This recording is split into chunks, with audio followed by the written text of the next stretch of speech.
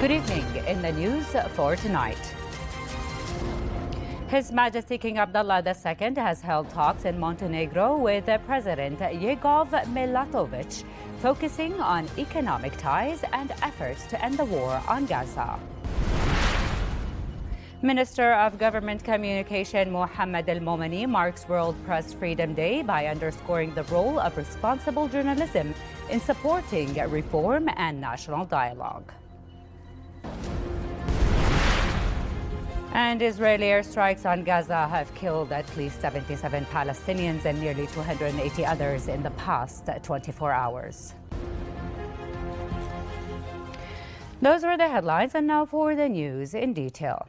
His Majesty King Abdullah II and Montenegrin President Jegov Milatovic on Friday discussed bilateral relations and regional developments. The two leaders explored ways to expand cooperation across key sectors, including health, technology, energy, trade, tourism, agriculture, transport, investment, and digital economy. Talks also covered joint counter-terrorism coordination under the Aqaba Process Initiative, in addition to efforts to de-escalate tensions in the region, particularly ending the war on Gaza and resuming humanitarian aid access.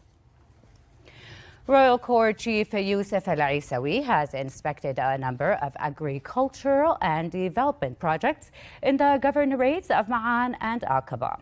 The visit is part of the Royal Initiative for Agricultural Development in the Jordanian Badia, launched by His Majesty the King during a recent tour of the southern Badia region. Al-Aisawi reviewed ongoing projects aimed at supporting sustainable agriculture, boosting local livelihoods, and enhancing food security across underserved areas. Minister of Government Communication Mohammed Al-Momani has reaffirmed the government's appreciation for Jordan's free and responsible press. In a statement marking World Press Freedom Day, Al-Momani highlighted the essential role of journalists in promoting transparency, credibility, public awareness, and constructive dialogue. He said a free and professional press is a pillar of strong, cohesive societies, and emphasized that the government remains committed to creating a media environment that protects press freedom and upholds the rule of law. Al-Momani also paid tribute to journalists who continue to serve the public with integrity and professionalism, saying their contribution to national progress is both vital and valued.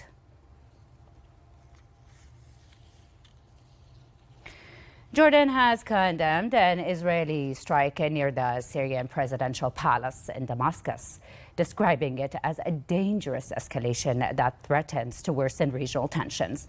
Foreign Ministry spokesperson Sufyan Liqda said the raid represents a clear violation of the 1974 disengagement agreement between Israel and Syria and an assault on Syria's sovereignty. He reaffirmed Jordan's full solidarity with Syria and called on the international community to take responsibility to compel Israel to halt its repeated unlawful strikes on Syrian territory.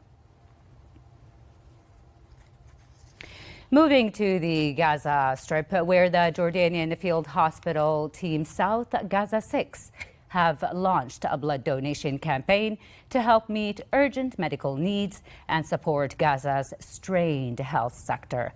The hospital's commander said over 100 blood units were collected to aid local hospitals and reinforce humanitarian efforts under Jordan's ongoing support for the Palestinian people.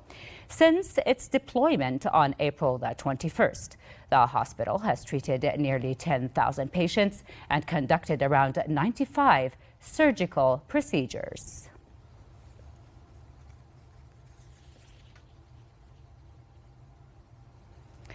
Also in Gaza, Israeli strikes have killed more than 70 Palestinians and injured nearly 280 others in the past 24 hours.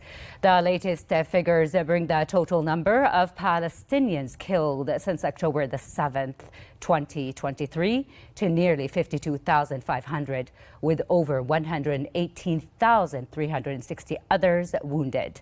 Health officials say many victims remain trapped under rubble or in areas unreachable by emergency crews as bombardment and access restrictions continue to hamper rescue efforts.